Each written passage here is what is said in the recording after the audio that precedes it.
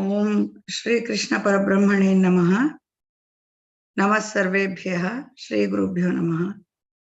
अद्य भक्तः भक्तिः भगवन्तः दर्शनस्य भावकथने मम जन्मस्थान शृंगेरी नगरस्य विषये वक्तुम् इच्छामि। तथा च शारदा मन्दिरस्य स्थापनां कृतवन्तः जगद्गुरु आदि शंकराचार्यस्य कथां कथयितुम् इच्छामि।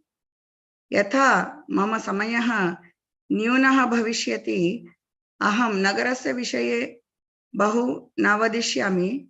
शृंगेरी नगरे व्यतीतस्य मम 22 वर्षाणां सुवर्ण जीवनस्य स्मृतिं प्रत्यावर्तनं कर्तुं स्मर्तुं च मम सौभाग्यमस्ति। मम स्मृतौ श्री आदिशंकराचार्यः मम गुरुः अस्ति। बाल्यकालात् अहं प्रतिदिनं मन्दिरं गत्वा तस्य कथां शृणोमि स्म।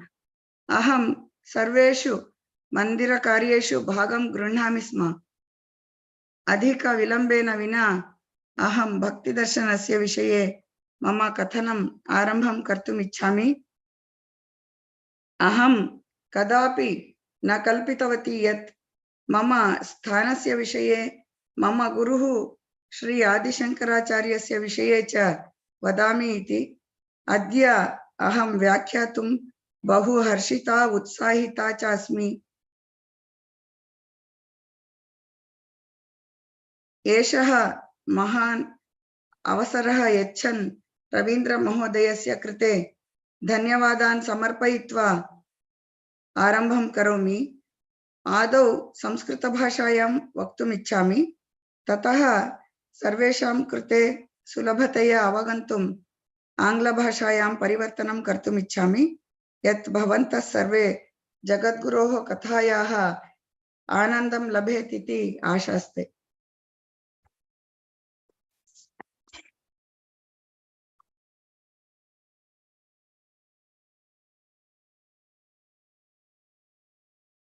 अनंत संसार समुद्रतारा नौकायिताभ्यां गुरुभक्तिदाभ्यां वैराग्य साम्राज्यद पूजनाभ्यां नमो नमः श्री गुरुपादुकाभ्यां नमो नमः श्री गुरुपादुकाभ्यां। सदाशिव समारंभां शंकराचार्य मध्यमां अस्मदाचार्य पर्यन्तां वंदे गुरुपरंपराम्।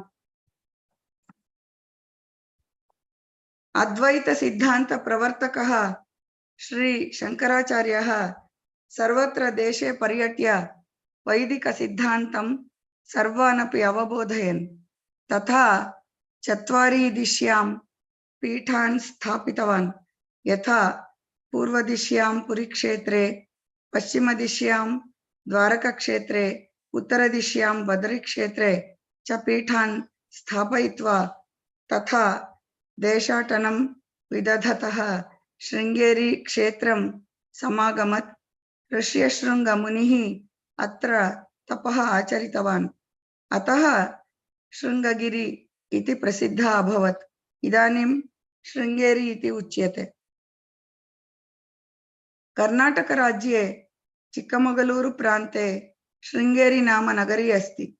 अत्र तुंगा नदी प्रवहति।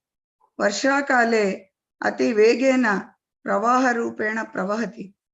तत् अनुभवं बहु आह्लादकरः आनन्ददायकः अपि भवति। तुंगा नद्यां विशेष जात्याः मीनाः जीवन्ति। तादृशाः मीनाः यत्र कुत्रापि न विद्यन्ते इति जैविक शास्त्रज्ञेन कथ्यते।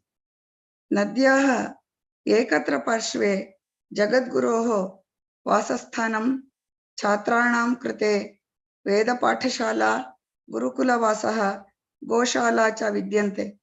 विशेषतया गजानां, हरिणानां, मयूराणां च रक्षणं कुर्वते। नद्याः अन्यत्र पार्श्वे श्रीमत् शंकराचार्येण प्रतिष्ठापित शारदा देवालयः जगत् प्रसिद्धः एव। तत्र प्रतिष्ठापनार्थम् एकं कारणम् आसीत्। अन्यथा गर्भवती भेकायाः रक्षणं सर्पेण अकुरुत। एतौ निसर्गशत्रोः भेकसर्पयोः मैत्रीं सन्दृष्ट्वा शङ्कराचार्यः इदमेव स्थलं योग्यं प्रतिष्ठापनार्थम् इति निश्चयं कृत्वा अस्मिन् धर्मक्षेत्रे तुङ्गानदी तट्यां दक्षिणाम्नाय शारदापीठं प्रतिष्ठाप्य तत्रैव भगवती शारदाम् आकल्पम् अत्र सान्निध्यं वितरितुं निश्चयं कृतवान्। शारदाम्बा देवालयस्य पार्श्वे विद्याशङ्करदेवालयः विद्यते। अत्र विशेषः किमस्ति चेत् देवालये 6 द्वाराणि दृश्यन्ते। प्राङ्गणे 12 राशिचक्रस्तम्भाः मण्डपं परिवेशयन्ति। 12 राशिचक्र आकृतिभ्यः विद्यमानाः स्तम्भाः अतिनिपुणतया निर्मिताः सन्ति। अनेन विधानेन प्रतिमासं सूर्यकिरणाः अनुपूर्वेण एकैक स्तम्भस्य उपरि पतन्ति।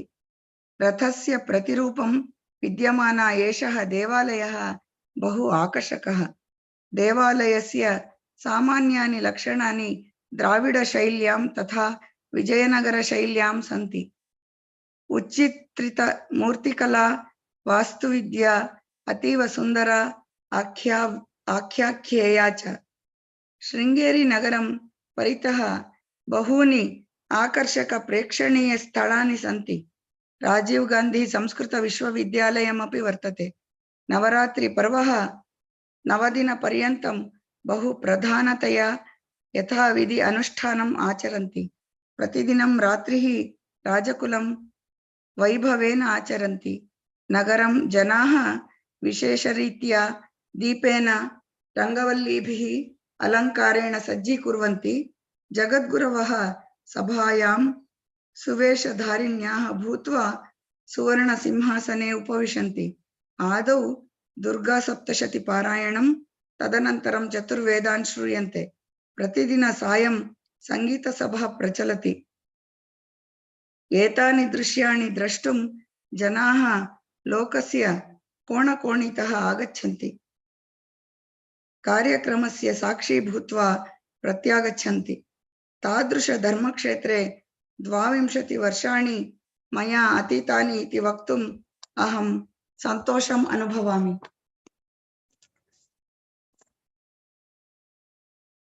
Now I would like to tell Sri Shankaracharya Katham in English. Virtually I would like to travel to Sringeri. I want all of you to join with me in this virtual journey. Thank you. Shivaguru and his wife Aryambal were a pious couple in Kerala.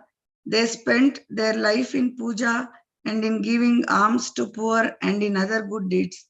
This childless couple went to Trishur and performed puja for 48 days to Lord Shiva at Vrishabhachaleshwara temple and prayed for a son. Lord Shiva melted in their devotion and appeared in their dreams and told them, "I am extremely happy with your devotion and you will get what you want. But tell me whether you want a number of dull children or a son who is extremely intelligent, who will live for a short period only." The couple replied, "The decision could not be theirs, as the Lord knows what is good for them." Lord Dakshinamurti, pleased with the reply, was born to Aryambal in the Vasanta Ritu at noon under the star Aridra. As the Lord has already promised that he will born to do well to this world, the child was named Shankara. Shubham Karoti iti Shankarah. All the visitors stood in awe at the divinity of the child and said, "This is not an ordinary child." Shivaguru was delighted to find that the dream in which he had a boon from Shiva had indeed come true. He saw that his son was of a divine lineage and bore the marks of an incarnation. The mark of wheel on the baby Shankara's head, the impress of the third eye on the forehead, and the sign of the Trishul on the shoulders made wise men decide that he was an incarnation of Shiva. Shankara was an infant prodigy. The superior genius and the extraordinary intelligence were clearly sprouting in him even when he was a child. His wonder of a child had even by his third year finished reading many books, and by only listening to the readings and chanting of the Vedas, Vedanta and the Ramayana, Mahabharata and Puranas learned them by heart. The most surprising thing about the boy was that he was a Shrutidhara, a person who can repeat in full all that he hears just once. Whatever he read or heard got indelibly impressed in his memory. Shivaguru was extremely happy to find his son endowed with supernatural powers. He wanted to perform the boy's Upanayanam in his 5th year and then to send him to Gurukulam for study. But unfortunately, Shivaguru died before he could have the Upanayanam done. After the bereavement in the family, Aryamba moved to her father's house for some days, but she did not forget the last wish of her departed husband. As soon as Shankara reached his 5th year, she returned to her home and performed Shankara's Upanayanam as per the holy scriptures. Thereafter, she sent Shankara to the Gurukulam to study. Shankara's guru was charmed by his devotion to learning. The correctness of Shankara's pronunciation of words and the sharpness of his intellect fascinated everyone. In a short span of 2 years, Shankara was proficient in the Upanishads, Puranas, Itihas, and Vedas. He also mastered the various philosophical systems like Nyaya, Sankhya, Patanjala, and Vaisheshika. Indeed, he was as well versed as Brihaspati, the teacher of the universe. Once, some pupils were arguing about the number of seeds inside a melon. Young Shankara said that the number of seeds inside that melon would correspond to the number of gods who created the universe. When the children cut open the melon, they found only one seed. In accordance with the Gurukulam rules, Brahmachari Shankara used to go out for alms every day. One day, he went to the house of a poor Brahmin for alms. That day, they did not even have a handful of rice. The housewife, not knowing what to do, gave Shankara an amla fruit. With tears, she told him of their very poor condition. The woman's terrible poverty deeply moved Shankara. Standing there, he composed and sang hymn to goddess Mahalakshmi, the great mother who removes poverty and misery. The hymn, consisting of 18 verses, known as Kanakadhara Stotram. Kanaka means gold, Dhara means shower. Moved goddess Mahalakshmi. Here is one stanza from the Kanakadhara Stotram. Mugdha muhur vidadhati vadane murarehe prematrapatrani hitani gatagatani maladrushor madhukariva mahotpaleya sa me shriyam dishatu sagara sambhavayaha.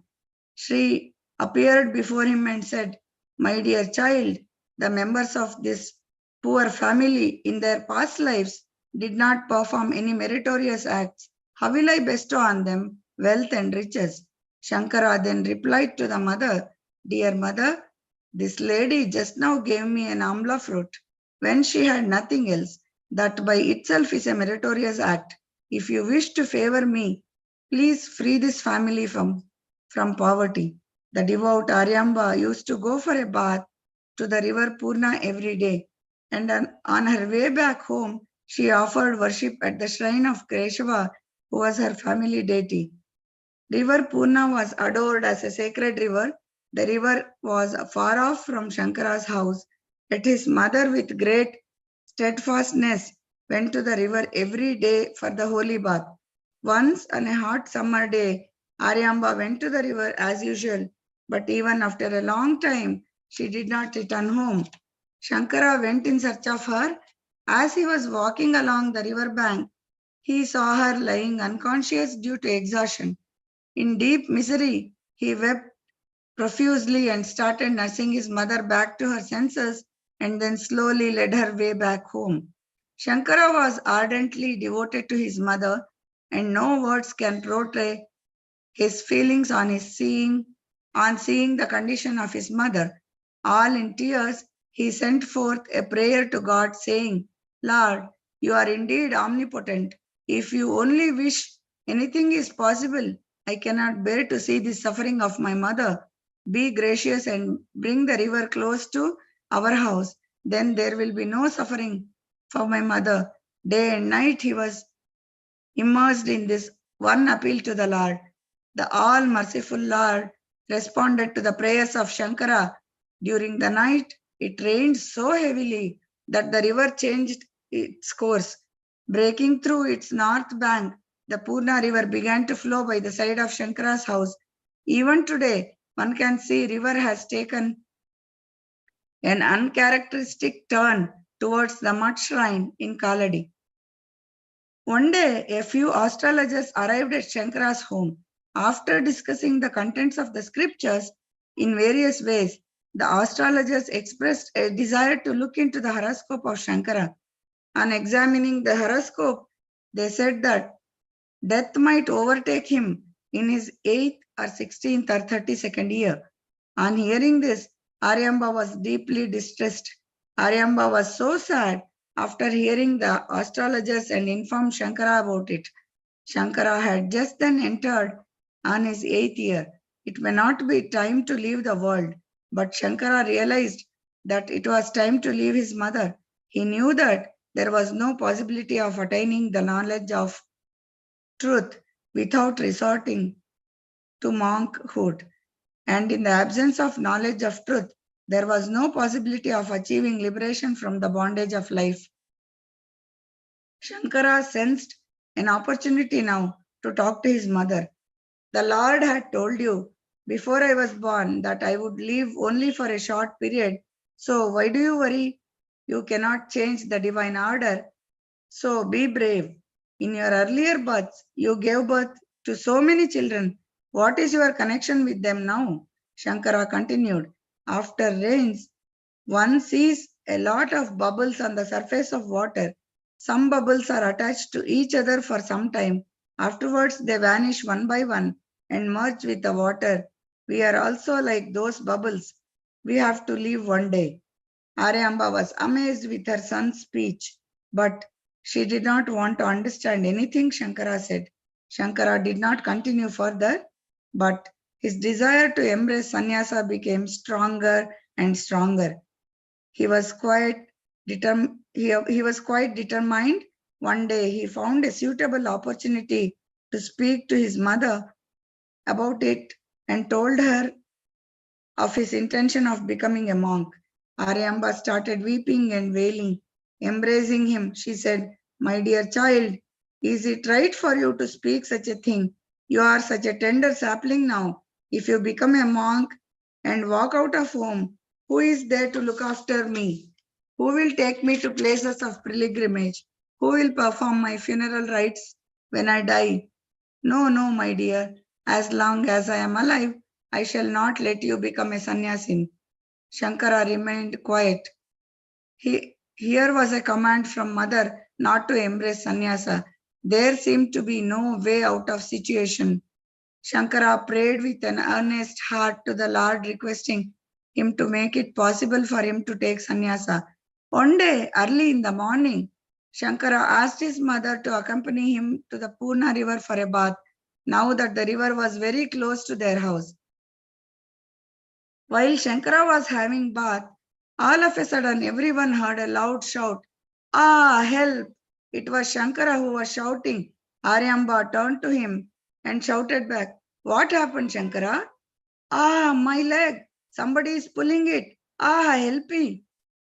Aryamba saw a crocodile which was pulling her son's leg. She also shouted for help, but the crocodile continued to pull him down to deep deeper waters between the pull up and pull down. Shankara said, Mother, saving me is only in your hands now.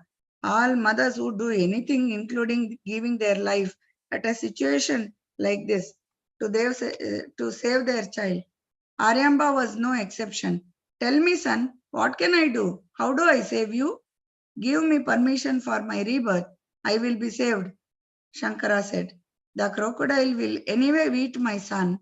Why does he need my permission to die and be born again? Thought Aryamba.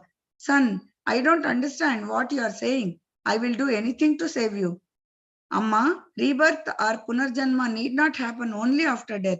If I totally change the path of my life, I mean I change over to the life of sannyasin, that also means rebirth. So I will be saved from death. If you give me permission to become sannyasin, then I will change over my life. Then there is a chance that I will survive. Amma, why don't we test? In any case, I am going to be swallowed by this crocodile.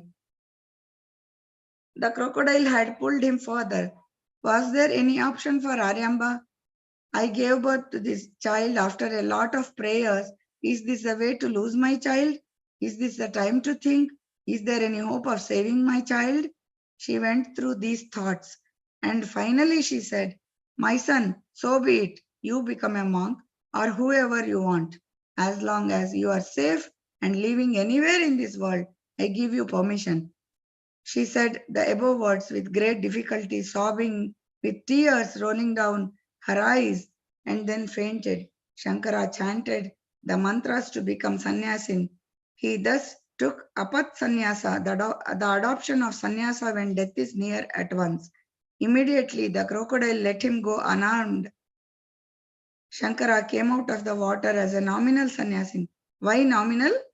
Because one could be formally initiated into the sacred order of sannyasa only through a guru. Till then, Shankara would be only a nominal sannyasin. Immediately after Shankara came out of water, a Gandharvan appeared from the water where the crocodile was and spoke to Shankara. Years ago, I was into bad habits and was enjoying a riverbed when Maharshi Durvasa passed by. I ignored him totally and he became very angry and cursed me to be a crocodile.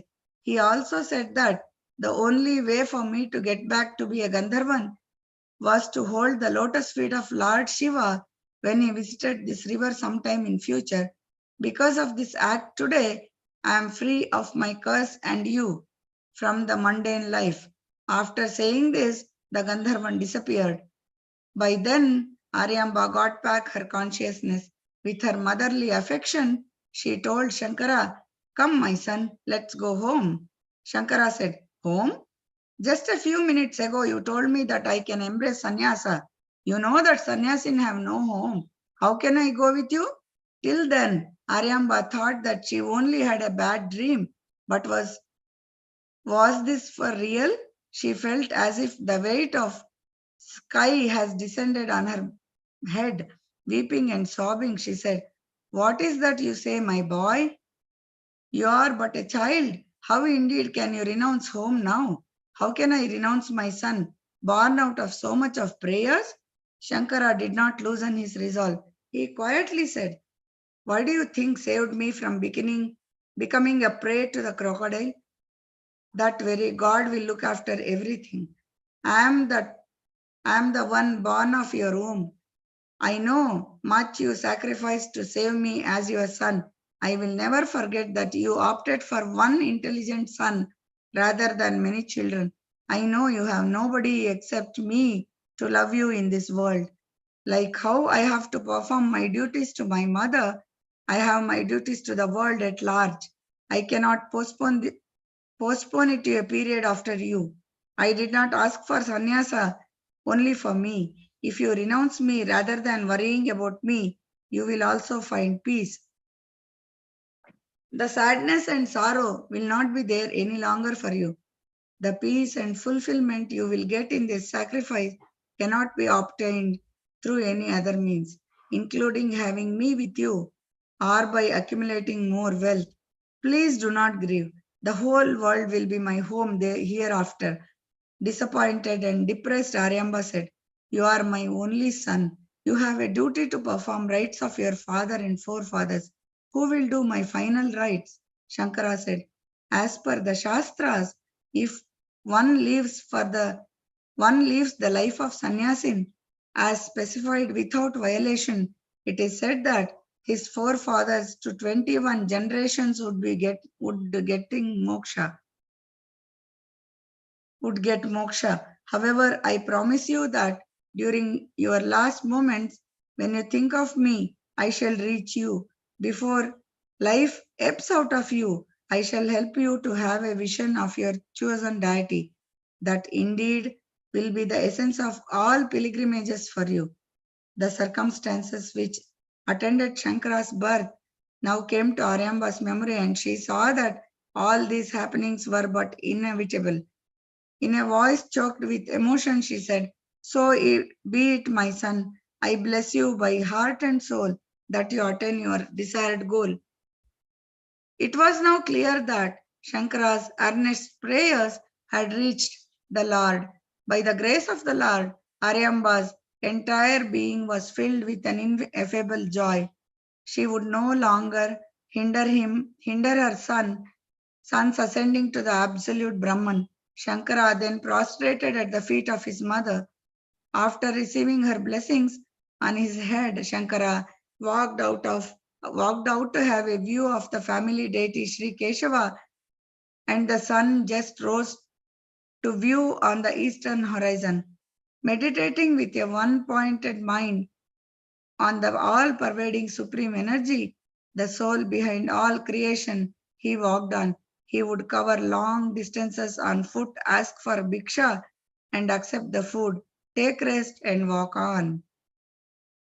Shankara finally reached Omkarnath by the river Narmada. There he met Govinda Bhagavatpada.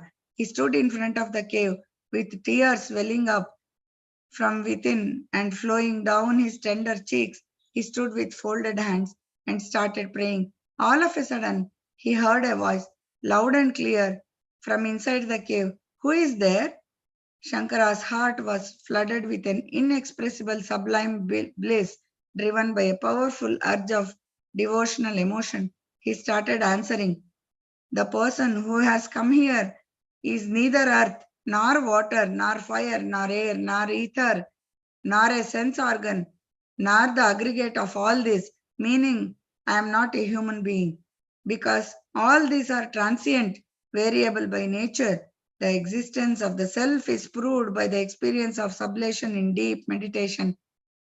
I am that one, auspicious and pure, which alone remains." Shankara introduced himself in 10 verses known as Dashashloki, each ending with the words Shiva Kevalo Aham. I am the form of pure auspiciousness. Shankara also gave out these very verses to his disciples before leaving this world. Then, when they asked him to instruct them on the ideas to be contemplated and meditated upon, Shankara prostrated before the great sage Govinda Bhagavatpada and said, "You are verily the sage Patanjali, the personification of Yoga Shastra. You are born of the great serpent king Adisheshan. Like the drums of Mahadeva, you sound and resound supreme wisdom. Your glory is infinite. You have perfection, having imbibed the total knowledge from Sri Gaudapada, the disciple of Shukadeva, the son of Vedavyasa. I beseech you to accept me as your pupil and bestow on me the knowledge of Brahman. Please grant me prayers of this humble seeker by showing him how to find the final truth." Govinda Bhagavatpada was protecting the wealth of jnana and had been waiting to hand it over to the owner, and he knew that the time had come for the handing over.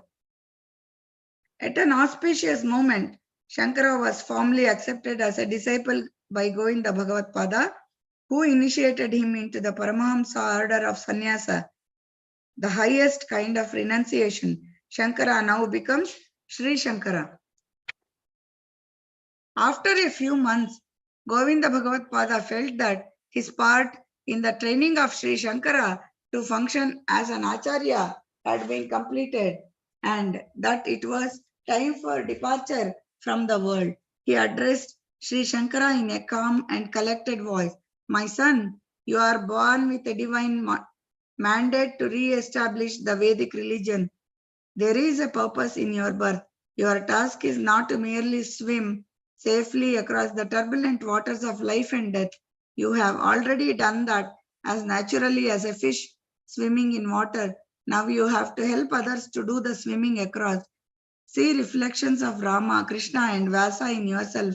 Now my task is done. I have passed on to you the treasure of jnana, which I inherited from my Guru. You are destined to accomplish much more. You are not just an individual, but as a whole institution in yourself, not just an isolated star, but an entire solar system. Sri Shankara acknowledged his Guru's order with silent consent. On an auspicious day selected for the purpose, Govinda Bhagavad Pada smilingly cast off his aged body in samadhi. The disciples performed the last rites on the banks of Narmada in devotion befitting the prince of yogis.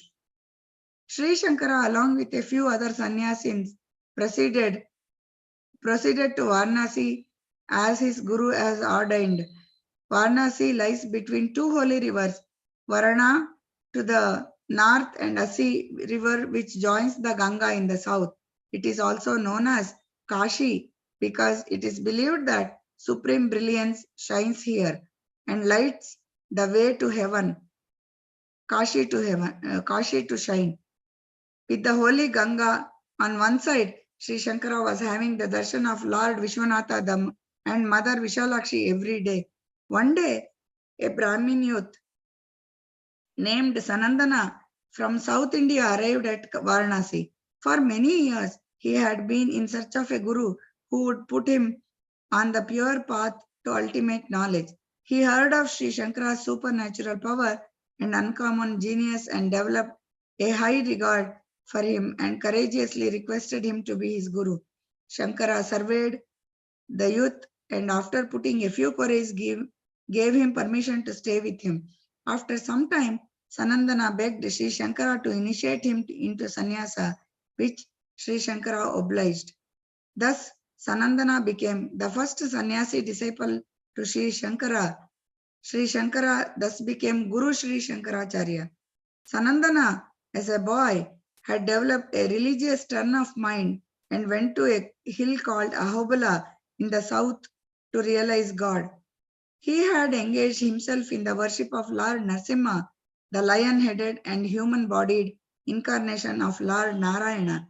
One day, a hunter came to him and asked him, "Why are you leaving him alone in this uninhabited forest?" He told the hunter that he was looking for a creature with a lion's face and a human body. He asked the hunter to help him find it. The hunter returned after a while with an image of Narasimha wrapped in green leaves. Sanandana prostrated before his image and prayed. Lord Narasimha appeared before Sanandana asking him, "Dear child, ask for a boon." Sanandana asked for Abhaya, that is fearlessness. And it is also my wish that whenever I remember you, you shall appear and help me out of my difficulty. Be it so, said the Lord and disappeared. Sanandana was highly devoted to his Guru. He constantly stayed by the side of Sri Shankaracharya serving his Guru, endowed with a superior intelligence and a deep knowledge of the scriptures. He was able to win the complete confidence of his Guru and soon became his favorite. The other disciples, human as they were, looked on Sanandana with a jealousy. They did not escape Acharya's eye, and in a strange manner, he made everyone understand and concede the superiority of Sanandana. One day, Sanandana had reached the other side of the river on some errand. He had crossed the river by means of a bridge close by, desiring to give to all an exhibition of his unequaled Guru Bhakti. Acharya cried out in a loud voice, "O Sanandana, come to me at once." This filled call of his guru disturbed Sanandana a great deal. He felt for sure that his master was in some danger and was indeed in need of immediate help. But he saw that getting to the opposite bank of the river by walking over the bridge would mean wastage of time. This call of his guru was a distress signal and had to be responded to immediately. He was in no mood to calculate the pros and cons of his action, and so he answered his guru's call by simply getting into the river and walked. The water was cold and the current was strong enough to sweep away even an elephant. But in Sadananda's mind, there was no river to be crossed, no cold to be borne, no danger to be faced. Only the call of Guru sounded in his ears, and only the need to be near his Guru as quickly as possible was in his mind. He was utterly oblivious of every other consideration. The onlookers were sure that he would sink in the water and perish. They raised shouts of alarm and waved at him, warning him. Sadananda was deaf and blind to everything. And then a miracle happened. He did not sink. At every step of his foot bloomed a lotus and supported him. He crossed the river walking on the bed of lotus. Sanandana ran breathless and stood before Acharya for his commands. The other disciples stood amazed at this supernatural happening and were dumbfounded. Then pointing to Sanandana, Acharya addressed his other disciples. You have now witnessed what immense grace the goddess Bhagavati has on Sanandana. Henceforth we will call him Padmapada, the lotus-footed. Padmapada, with a sense of humility and spirit of dedication, bowed again and again at the holy feet of Sri Shankaracharya. One day, when Sri Shankaracharya, with his disciples, was going to bath in the holy Ganga, saw a Chandala, untouchable and worker at the cremation ground at the very bottom of the social scale and devoid of any culture,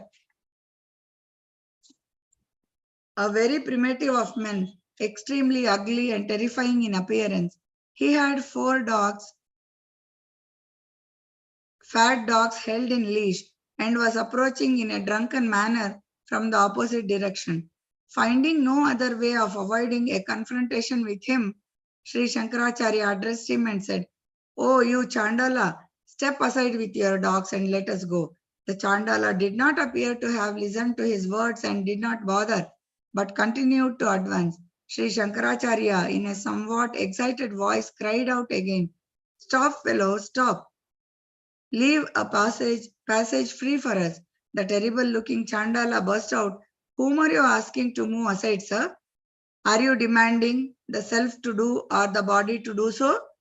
The self is omnipresent, non-active, every pure by nature. Instead, if you ask the physical body to move aside, you know that the body is inert matter. How can it move aside at all? Moreover, in what respect is your body distinct and different from any other body? You say that you are firmly established and rooted in all the supreme truth, and there is one non-dual entity, one without a second. I see that your claim is false. You are indulging in plain talk. Is there any difference between a Chandala and a Brahmin? From the viewpoint of the knower of the truth, is the sun reflected in the water of Ganga any different from the sun reflected in a dirty water pool? Is this your knowledge of the allness and the absolute reality? Hearing these words of the Chandala charged with wisdom, Sri Shankaracharya was both amazed and ashamed. He clearly perceived that this was the play of divine. He remembered what Krishna had said in Gita chapter 5. Vidya Vinaya Sampanne Brahmane Gavina Hastini Sunichaiva Swapakecha Panditaha Samadarshinaha. Wise men, by virtue of their true knowledge, see with equal vision a learned and gentle Brahmin, a cow, an elephant, a dog eater that is untouchable. Immediately Sri Shankaracharya folded his palms in adoration and spoke prayerfully. He who perceives all beings with an awareness of sameness and acts with that perception of sameness in all, he indeed is my Guru. You, Chandala, are my Guru. I bow down at your holy feet 1,000,000 times. All of a sudden, Chandala and his dogs disappeared. But Sri Shankaracharya saw the divine form of the Lord and Father of the universe, Sri Mahadeva, radiant and shining. The Lord stood before him in all glory, holding his hands the four Vedas. These eternal scriptures were what Sri Shankaracharya had seen as dogs before. He bowed down at the feet of the great Lord and burst into a hymn of praise. Salutation to you, Lord. Salutation to you, who is the form of the universe. Salutation to you again and again, who is the form of knowledge and bliss. Salutations to you over and over again, who is reachable by the Vedic knowledge. Salutations to you again and again. The essence of Manisha Panchakam is that Atman shines forth equally in a Brahmin and an untouchable. It contains 5 shlokas. In the first 4, the non-duality as specified in the 4 Vedas is glorified. The 5th shloka glorifies the Pranava mantra Om, which includes the 4 Vedas. Pleased by this hymn, Lord Mahadeva placed his hand on Shankara's head and said, "Child, I am pleased and gratified. I wish that you work towards the re-establishment of Vaidika Dharma on earth, the spiritual discipline described in the Vedas. You must give out a flawless meaning of Vedanta and blow up the other theories that meant to duality and darkness. You must write out a commentary on the Brahma Sutra of Vyasa and firmly establish that knowledge of Brahman. You have to preach the Vedic faith in such a way as to make it available to all." Mahadeva then disappeared from view. Once Sri Vedvyasa visited Guru Shankaracharya disguised as an old man, but Shankaracharya recognized the revered sage. Vedavyasa felt delighted about Acharya's discovery of his identity and Acharya's understanding of him. Sri Vedavyasa. Taking the seat offered by Acharya, he said, "Wise boy, your erudition has quite charmed me. You are divinely gifted with attributes unequaled on earth or in heaven. There is no one on earth who could have answered even one of my queries. You answered them all to my complete satisfaction. Among the spiritual teachers, you are a class apart. Hearing that you have written a commentary on my sutras, I came to see you. I am convinced that you are indeed worthy of the big task of commenting on my sutra. Like the sun in its dazzling glory of brilliance, you too will remove the darkness of ignorance in the world by spreading the glory of Advaita. I now request you to continue your noble work. You have to write commentaries on Shruti and Smriti. I have already accomplished that work as well," said Sri Shankaracharya, and produced the other parts of his works to Sri Vedavyasa. He was quite amazed to see the works of young Acharya and went through all his commentaries and Shruti and Smriti with absorbing interest, and then said, "All this is very well done indeed. It is all as it should be. I am very delighted." At this time, when everyone's mood was ecstatic, Acharya threw a bombshell. He made a submission to Sri Vedavyasa Bhagavan. "Sir, I have completed all the work that you expected of me. Kindly give me the permission to terminate my physical existence in your very presence here and now." Sri Vedavyasa was astonished. Padmapada and other disciples were bewildered. There was a silence all around. When Sri Shankaracharya wanted to terminate his life in front of Sri Vyasa, Vyasa Bhagavan said, "No, Shankara, contrary to what you think, your task is not yet finished. Much remains to be done yet. You have to meet and vanquish in debate all the renowned scholars in the land of Bharata and bring them round to your point of view of scriptural truth. You alone can do it. I have come here to grant you a boon of extended lifespan. My dear boy, destiny had fixed your span of life at 80 years first, but you took sannyasa, and by the grace of Lord Shiva, your life was extended by 8 years more. It is the gracious dispensation of the Supreme Lord that you live for another 16 years in this body. Acharyas traveled to Prayaga to have a discussion with Kumarila Bhatta, a famous scholar. Sri Shankaracharya explained to him the Advaitic philosophy as against Mimamsa. Advaita believes in Vedic karma, which cleanses the soul. Then through bhakti, one realizes God becomes one with Brahman. Upanishads teach how to teach that state through jnana. Karma, bhakti, yoga, jnana is the sequence as per Advaita. Mimamsa does not accept Upanishads. According to Mimamsa, karma takes one straight to moksha. No God, no bhakti required. Advaita literally means non-dualism, only one. Advaita bases itself upon the Upanishads, the Brahma Sutras, and the Bhagavad Gita. Advaita asserts that the real essential identity of the individual self, Jivatma, is nothing other than Brahman himself, Paramatma.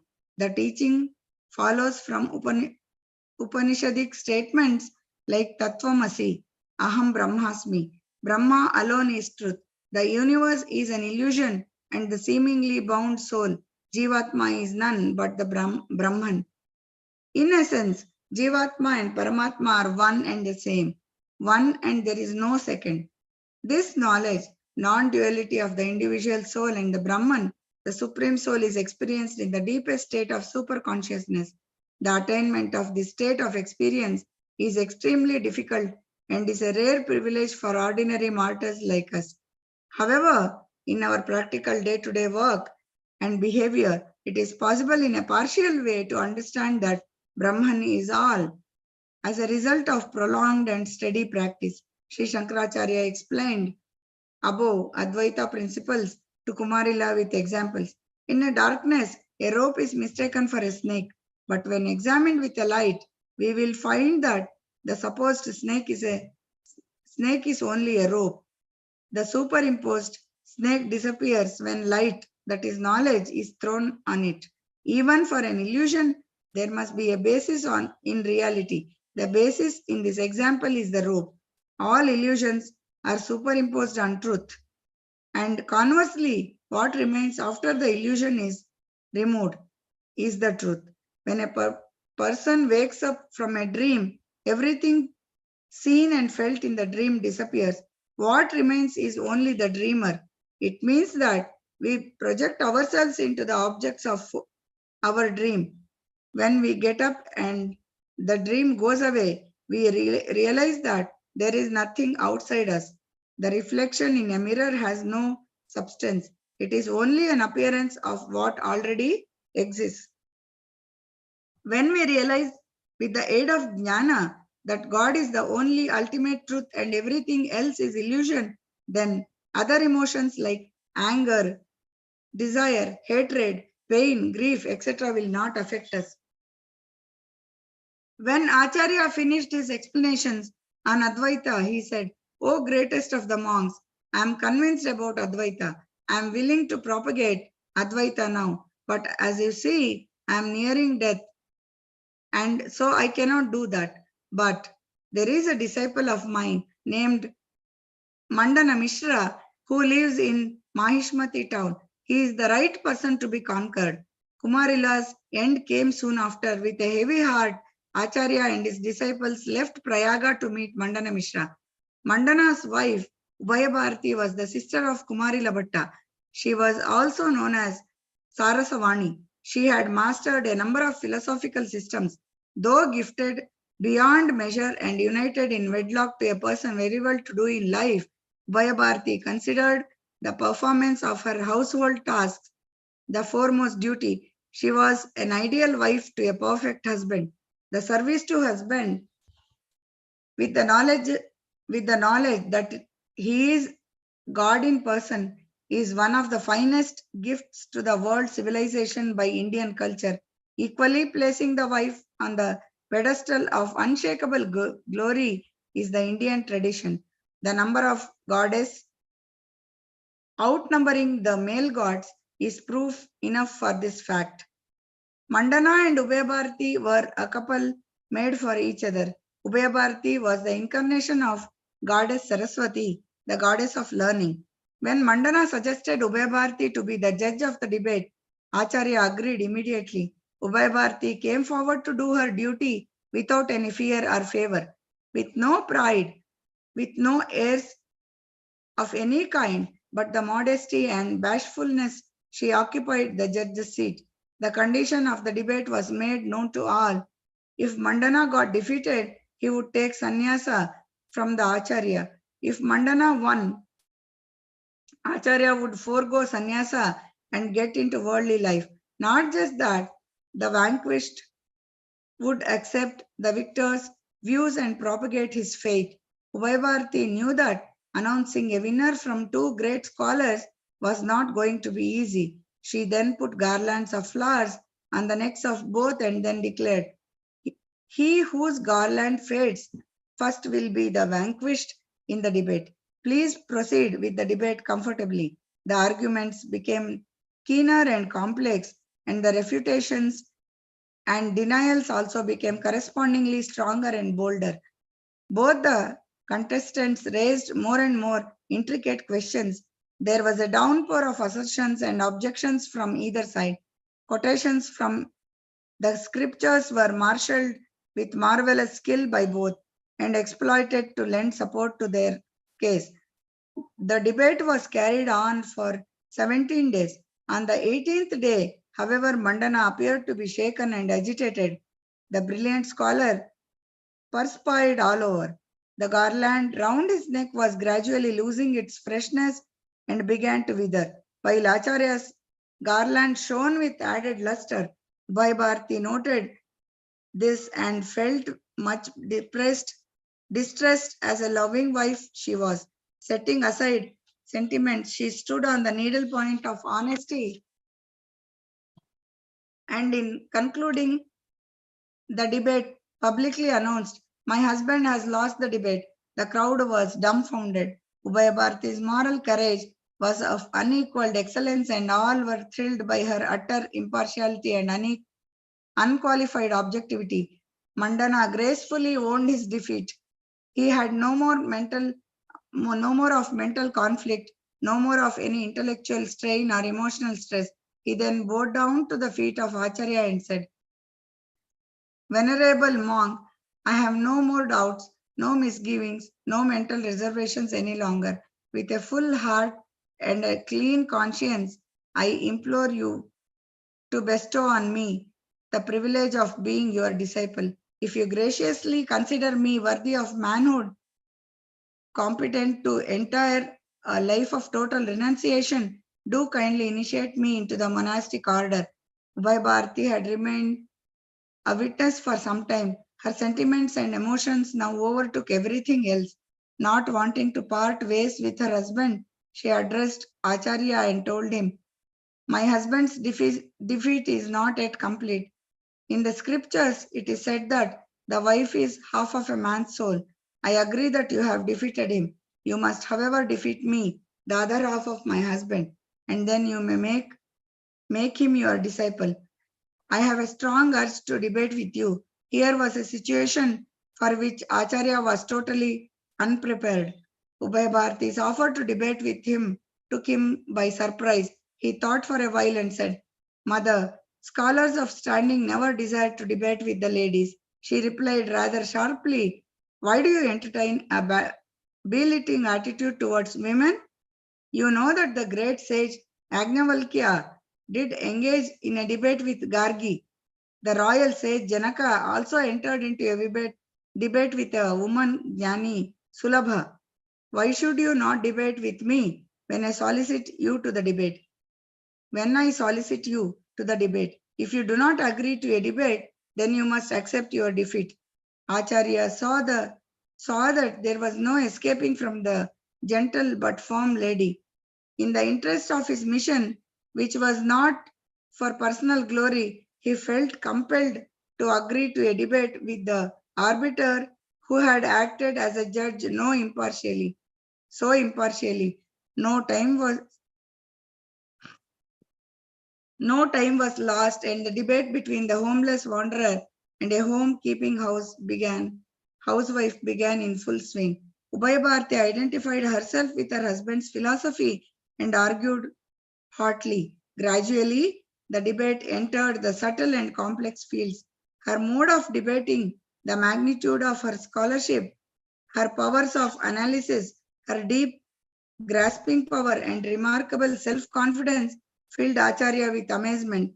Finding her an adversary with talent as brilliant as his own, Acharya proceeded cautiously on. To the hundreds of questions that Ubay raised on all aspects of philosophy, Acharya gave highly original and convincing answers. This again went on for 17 days. The audience began to think that the debate would never come to an end.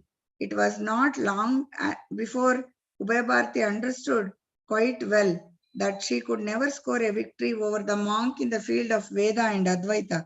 On the 18th day, she sprang a surprise on the Acharya. Ubay only intention at that moment was not to lose her husband. So she was prepared to ask and argue on any subject to win the debate. So she did not realize that she was asking uncomfortable questions to a sannyasin who had never experienced the worldly pleasures. That too in front of her husband. She asked, what are the signs of qualities of romantic passion? How many types are there in erotic signs? In what parts of the body has erotic passion its centers? By what physical acts does the passion find expression, and by what acts does it subside? How does passion rise and fall in man's and women's body in the bright fortnight, and when the moon waxes, and the dark fortnight when it wanes? Acharya was taken aback and remained silent for a while. Then he said, Mother, please question me in the scriptures and I shall answer you. How is that you put such types of questions to a brahmachari? Put came the reply from Ubay Why, greatest of the monks, is not the science of erotic also a proper science? You are a monk and may say that the science of erotic also a proper thing. Say that you have renounced everything, but you have not yet renounced the desire to be a winner in debates. If you are a perfect monk, you must really be a master of the senses and a conqueror of the passion. Why should a mere discussion on the subject of erotic cause a ruffle in your mind? Acharya kept quiet. She continued, the conquest of passions like lust and anger is the result of knowledge. If a mere discussion on erotic is going to cause undulation of your mind, then you are not established in the knowledge of reality. Hence you are unworthy to be my husband's guru. Strong words were these coming from Ubay She would not part with her husband so easily. Acharya listened and sat still with downcast eyes for long. He was in awful predicament. If he answered the questions, people would tag him as a fake sannyasin. Even the word sannyasin would become corrupted. If he did not answer, he would lose the debate and become a grihastha, to lead the same life about which he could not answer. It was indeed a dilemma. Never before in his life he faced such an embarrassing situation. Mother Sharda was making her divinity evident. This was all her wonderful play of Parashakti, without whom even the Shiva, Vishnu and others lose their very existence and meaning. Glory to Sri Sharda, Sri Rajarajeshwari, Sri Kamakshi, Sri Mahalakshmi, Sri Tripura Sundari. The Acharya got over the feeling of surprise at these inconvenient questions and got ready to meet the challenging situation with no anger or bitterness, but with a smiling countenance. He said, Mother, I am celibate monk. The primary discipline for a monk based on the scriptures is total renunciation of lust and of all lustful inclinations and preoccupations. I am not bound by the desire to score victories in debate, as you incorrectly pointed out. I am not here to score points over others. I am just carrying on my mission of Lokasangraha, of which this debate is a small part. Acharya said, if I choose to reply to your questions by a word of mouth, I shall be tarnishing the ideal of monasticism. Therefore, I shall enter another physical frame and then shall answer your questions by writing a book for the purpose. Do you agree to this arrangement? Ubhay Bharati gladly agreed to Acharya's plan and gave a month's time for him to revert. She postponed the inevitable by a month. For the first time since she posed the inconvenient questions, Ubhay Bharati raised her head and looked at Sri Shankaracharya. The ever peaceful Acharya looked into her eyes. The looks that had created only bhakti everywhere all the while thus far created a sense of fear in Ubhay Bharati.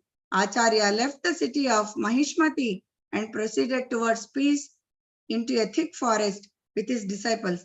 All of a sudden, they saw a man sleeping under a tree. He must be a brave man, all alone in a forest like this and sleeping without any worries. Was there no danger? The thought went through everyone's mind. There was no more danger for him since he was already dead. Acharya found out that he was the king Amaraka who came to the woods on a hunting expedition and had met with a sudden death. Tragic as the king's death was, Acharya saw it in an opportunity. He took Padmapada into confidence and said, "Look, Padmapada, here is a golden chance for me. I shall immediately enter the king's body, live as Amaraka for a while, find the answers to all of Ubhay Bharati's queries and come back. Till then, please keep my body." He did not feel good saying my body. Please keep my body in a lonely cave. The Atma does not get affected by this act of mine. My body will also remain pure. Padmapada was not sure, very worried. He tried to dissuade the Acharya. Do not worry, Padmapada. You may now think that this role of married man would get me a bad name as a sannyasi. At a later date, I will be playing another role, which will be worse than this. You must be prepared and be brave. Acharya continued, guard this seemingly dead body of mine inside the cave very carefully. After a month, I shall re-enter this body and be my old self again. Acharya used his yogic power of Parakaya Pravesha, that is entering another's body, and entered into the king's body. When the king returned to his palace, his behavior was totally different. He attended to the people's needs, worked on their problems and solved them. He gave alms to the poor. He went to temples. He was very keen in poetry and so on. He was no longer a bad king, but became a good ruler. Acharya, while residing in the king's body, called in scholars versed in the science of erotics and made a thorough study of the writings on sex by sage Vatsyayana and pursued all the commentaries on them to gain complete mastery over the subject. He also perfected in the practicalities of the science of Kamakala. It was then possible for the mastermind of the Acharya to produce an authoritative book on erotics in which all questions of Ubhay Bharati were more than answered. Padmapada came in disguise and had an interview with King Amaraka and obtained the book from him. In the meantime, the learned ministers became suspicious of the king. How could such a bad personality turn so good overnight? They ultimately found out about the Parakaya Pravesha. Since they were very happy about the way the king ruled, they wanted him to continue without getting back to his original body. They thought that if the original body of the soul was destroyed, then they would be blessed with this king forever. They traced the body of Acharya in the caves. The ministers immediately ordered their men to burn the body of Sannyasin. Padmapada and others went to the king in disguise and informed him through statements which had two meanings. The Acharya who was in the body of the king immediately understood the inner meaning. Acharya soul left the king's body, leaving the king dead, and was searching for its original body. In the meanwhile, the body of Acharya was set to fire by the men of the ministers, and the body of the Acharya started burning. When the soul of Acharya reached the body, the right hand was already burnt out. Acharya got up from fire. At the request of Padmapada, Acharya sang out a hymn in praise of Lord Lakshmi Narasimha, known as Lakshmi Narasimha Stotra. Each stanza ends with Mama Dehi Karavalambam. I would like to chant just one shloka from here. One shloka here. Srimat Payonidhi Niketana Chakrapane Bhogindra Bhoga Manirajita Punyamurte Yogisha Shashvata Sharanya Bhagavat Bhavabdi Pota Lakshmi Nrusimha Mama Devi Karavalambam.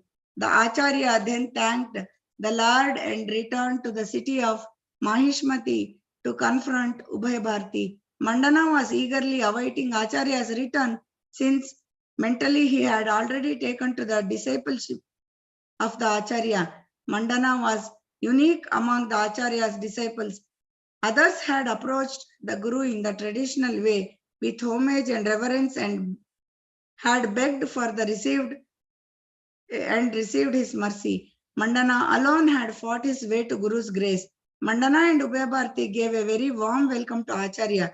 The Acharya greeted Ubhay-Bharti and said, Mother Bharti, here is the promised book. Please accept this as the answer to all your queries. Ubhay-Bharti went through the book very carefully from beginning to end and was greatly pleased with its excellence. This book was treatise also on the branch of astrological science, dealing with the conception, evolution, and reproduction of the human species under certain categorical conditions laid down by the ancient rishis.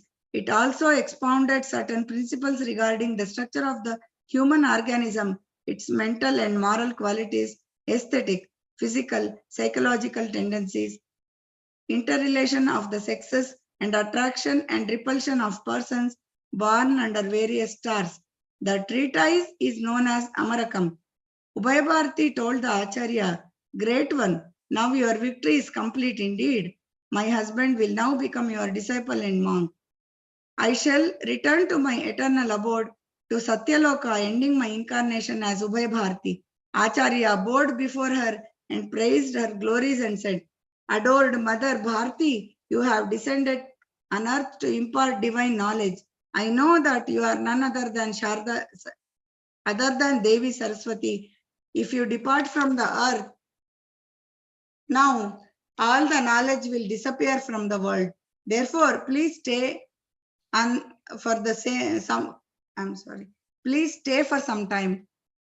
Saraswati offered to grant him a boon. Acharya requested her to go along with him until he concentrated her divine grace at some congenial place. Saraswati granted his prayers under a condition that he should not look back during the course of the journey to know if she was following. If he returned back, she would stop at that stop itself. Acharya accepted the condition. He then initiated Mandana into monkhood in the appropriate manner. He gave up the name Mandana and took on a new name, Sureshwaracharya. The long travel towards the south began. Acharya and his disciples walked along, followed by Saraswati Devi. When they reached a sandy track very near the confluence of Tunga and Bhadra rivers, Saraswati's anklets got stuck near in the sand, and the tiny bells in the anklets ceased to tinkle. Till then, the Acharya was sure that she was following by hearing the tinkling of the bells. Since the sound of the bell stopped, Acharya turned back and she stopped there. Then Acharya consecrated her as Sharda in that spot in the standing pose. Acharya then set out on what was virtually a Digvijaya, a campaign of world conquest in the cultural and spiritual field of India, covering all parts. At Sriveli, where the Acharya had camped, there lived a poor Brahmin who visited the Acharya with his young deaf and dumb son. With tears in his eyes, he told Acharya, with great difficulty, I got his Upanayana ceremony performed, but the boy does not speak a word. Till now, he has not even learnt the alphabets, and there is no question at all of his reading the Vedas and other scriptures. Never once has he called out his father or mother. He does not express his feeling of hunger and thirst. You are the ocean of compassion. Please bestow your grace on him and make him normal. Acharya looked at the boy and asked him, Dear child, who are you? Where are you going? What is your name? The boy looked straight into Acharya's eyes and spoke out immediately in a very sweet voice and also in a verse. I am not a human being. I am not God, nor Yaksha, neither Brahmin, nor Kshatriya, nor trader, nor an untouchable. I am not a brahmachari, nor a household holder, nor a forest dweller, nor a sannyasin. I am that ever self-aware entity. The boy who had been dumb right from birth, answering the Acharya's questions with a verse revelatory of the nature of the self, was something beyond comprehension. The verse was reminiscent of Acharya's own verse when his Guru Govinda Bhagavad asked him, Who are you? The boy's father did not understand what the boy had said. He was so happy that he did not bother to understand. He was so proud that his son had started talking. He prostrated before the Acharya after thanking him and took his son back home.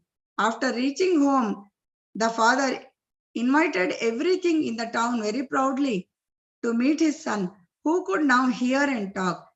But the innocent boy could neither hear nor talk. Oh, maybe the sannyasi mantra worked only for a few hours, he thought. He took his son again to the Acharya. In front of Acharya, the boy spoke again fluently. What a miracle!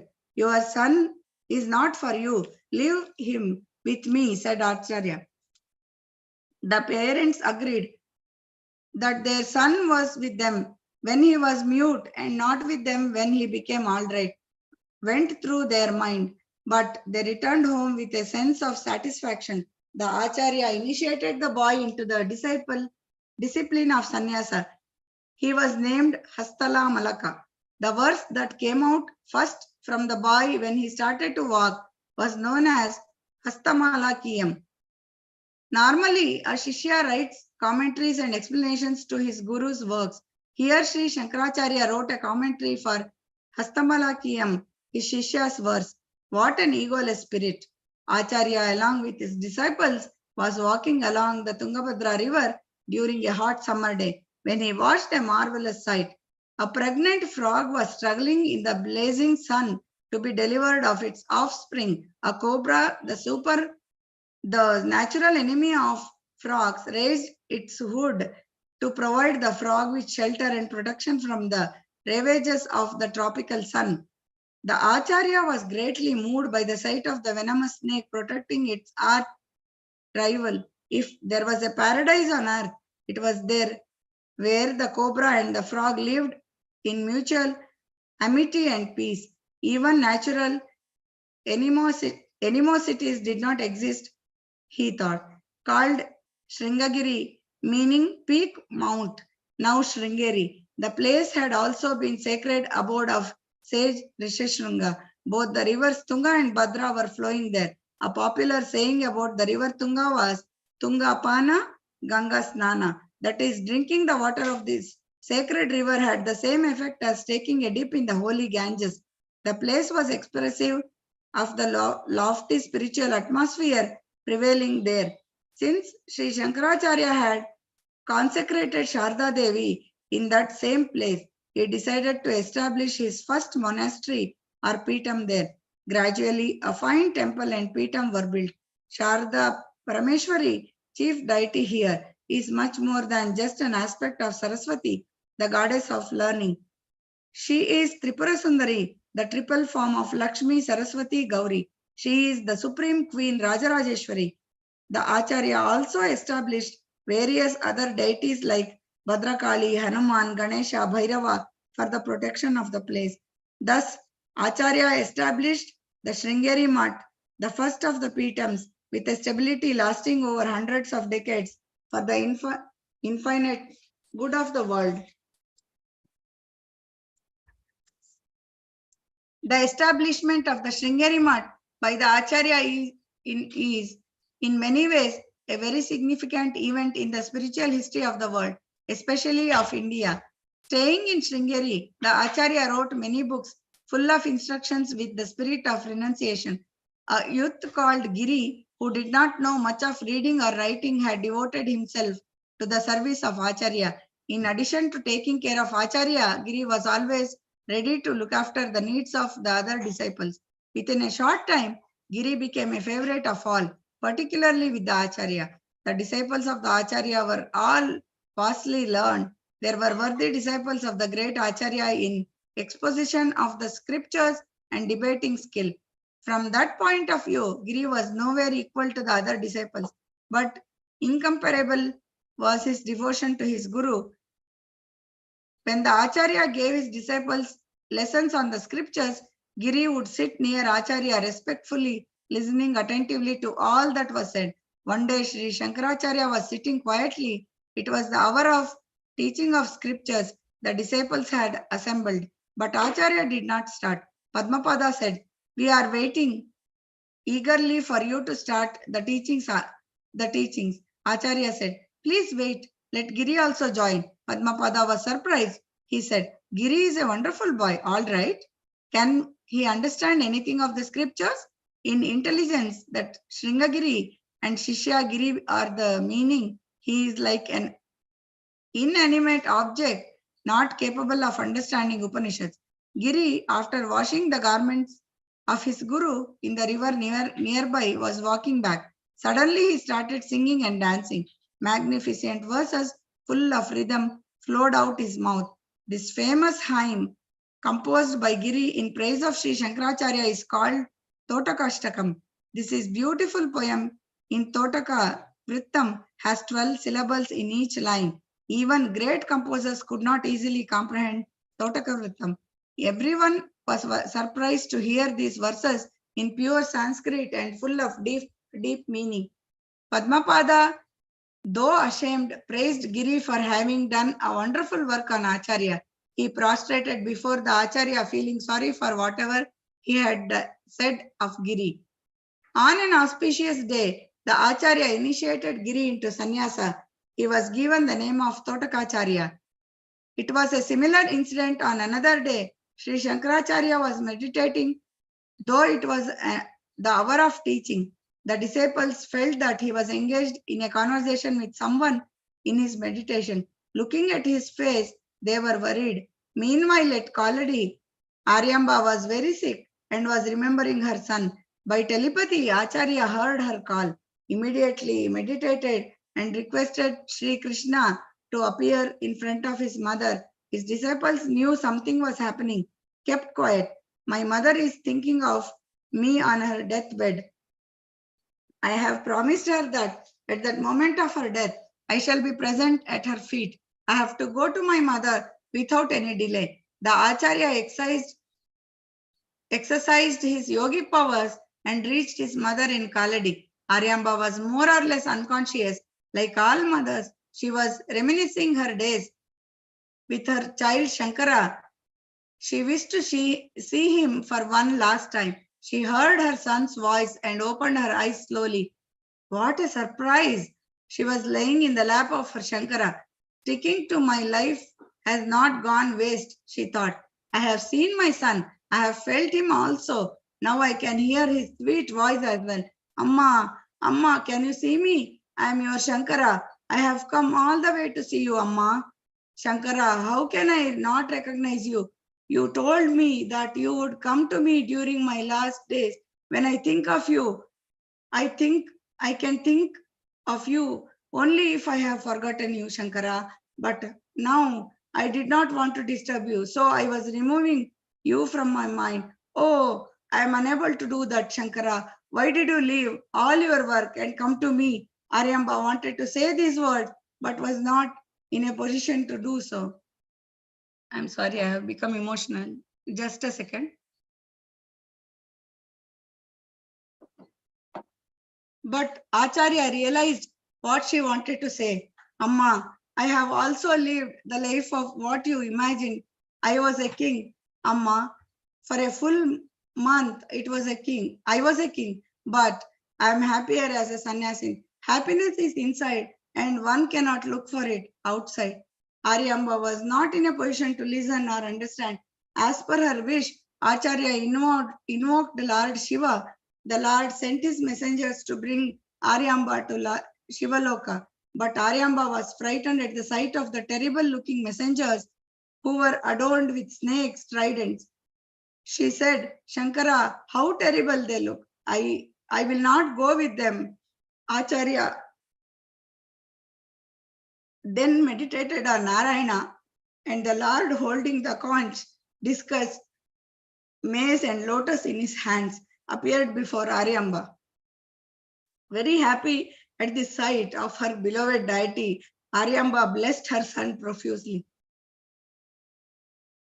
By then, the messengers of Sri Vishnu had also appeared there in a beautiful flying chariot. It was as if Aryamba's house had been transformed into Vaikunta. Then the messengers took her soul up on the flying chariot to Vishnu Loka. Aryamba thus reached the lotus feet of the Lord. The Acharya considered himself blessed at being able to be present near her in her last moment and provide for her salvation by making possible the sight of her cherished God. Meanwhile, Acharya written Matrupanchakam about mother. In our Shastras, mother has been assigned a place even above the gods. Sannyasi who has renounced the world is permitted to lay prostrate before his mother. There is no mantra superior to Gayatri and no god above the mother. Acharya's devotion to his mother had arisen from the Brahman consciousness mingled with bhakti. He remembered his promise to his mother and started preparing for her funeral rites. All the villagers had assembled by then. Acharya said, I will perform her funeral rites. Even though it is not proper for a monk, it is my duty and desire that I shall perform her final rites. Villagers called him a cheat, a hypocrite, then said, you being a monk have no relationship with anyone. You have no right to perform the funeral rites of your mother. We will never allow you to do that. The illiterate villagers would not accept the point made by the universal teacher Jagadguru Sri Shankaracharya. They left the place in anger and banned anyone from helping the Acharya in performing the funeral rites. Acharya was left alone with the body of his mother. Acharya carried his mother's body with great difficulty. No mantras, no cries, no traditions, no water, no fire. Everything was Shankara, Shankara, Shankara. How far could he carry? Only till then, till the garden yard behind the house, and placed her body there. He looked up. He got his voice back.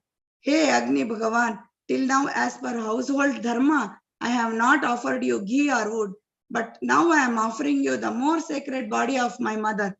Please take her. The fire engulfed her body immediately. Her body went back to the place where it belonged. The Acharya then traveled across India and debated with famous scholars on Advaita philosophy and won them over. Sri Acharya then continued his yatra to Somnath. Somnath is situated in the south coast of Saurashtra in Gujarat. The temple is a splendorous beauty. The Lord here is called Somanathar and Someshwar. This Shivalinga is one among the Jyotirlingas. After worshipping the Lord Somnatha, Acharya and his disciples proceeded to Dwarka. The Acharya established Peetham at Dwarka. To provide Shakti to the Peetham, he made Kalika Devi as the principal Devi, Siddheshwara as Murti.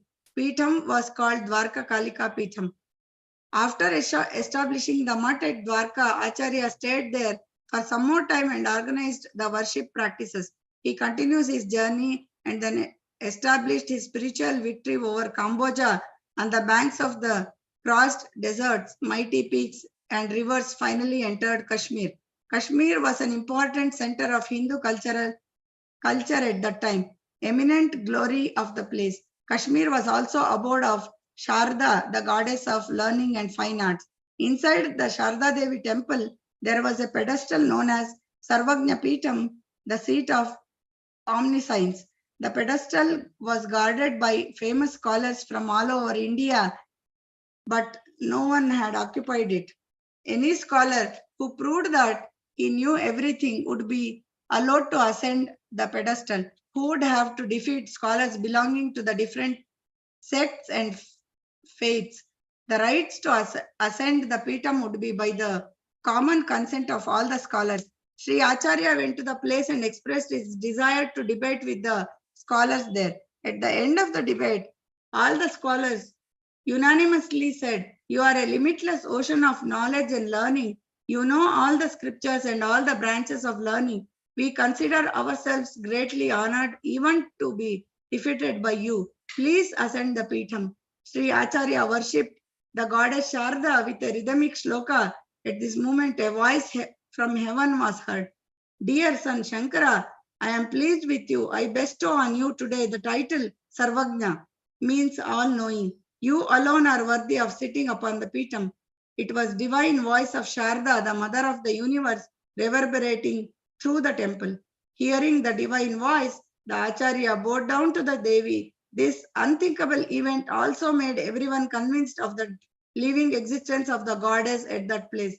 Taking his seat upon the Peetham, the Acharya satisfied everyone present by explaining the true nature of the great goddess Parashakti. Then Sri Shankaracharya proceeded to Kashi for another visit. Sri Shankaracharya visited Kashi, the Mokshapuri again, and visited Vishwanatha temple. He worshipped the Lord and offered his prayers. Here Sri Shankaracharya composed and sang Bhaja Govindam. The first verse goes like this: Bhaja Govindam, Bhaja Govindam, Govindam Bhaja Mudhamate, Samprapte Sannihite Kale, Nahi Nahi Rakshati Dukrum Karane. One of my most favorite verses, Punarapi Jananam, Punarapi Maranam, Punarapi Janani Jatare Shayanam, Iha Samsare Bahudusare, Kripaya Pare, Pahi Murare, Bhaja Govindam, Bhaja Govindam.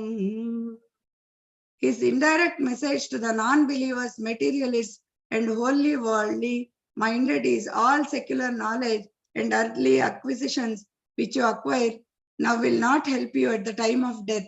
Only seeking the Lord will give peace. In Bhaja Govindam, Acharya praises his Guru, Sri Govinda Bhagavat Pada, in the name of Lord Govinda. The Acharya composed Kashi Panchakam Annapurna Stotram at Kashi. The Sharda Peetham at Sringeri was made responsible for the southern Bharat. It represented Yajurveda with Aham Brahmasmi as the Mahavakya. The Lord was Chandramaulishwara and his Shakti Sharda. The Tirtha was Tungabhadra. Title of the head was Bharati, Saraswati and Puri. The Kalika Peetham at Dwarka was made responsible for the western Bharat. It represented Samaveda with Tattvamasi as the Mahavakya. The Lord was Siddheshwara and his Shakti Mahakali. The Tirtha was Gomati. The title of the head was Tirtha and Ashrama. The Jyotir Peetham at Badrinath was made responsible for the northern Bharat.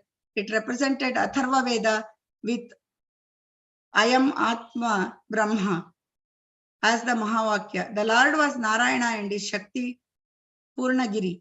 The Tirtha was Alakananda. The title of the head was Giri and Parvata. Govardhana Peetham at Puri in the east. Sri Shankaracharya thus established very firmly the paths of Bhakti, Karma and Jnana as per the Advaita Vedanta. According to the scriptures, it is believed that Jagadguru Adi Shankaracharya ascended to heaven with his body from Kedarnath in the Himalayas. Hari Om Tat Sat Sarvam Shri Krishna Arpanamastu. Here I would give credits to even my husband who helped me to do this. Thank all of you. I thank Mahodaya one more time.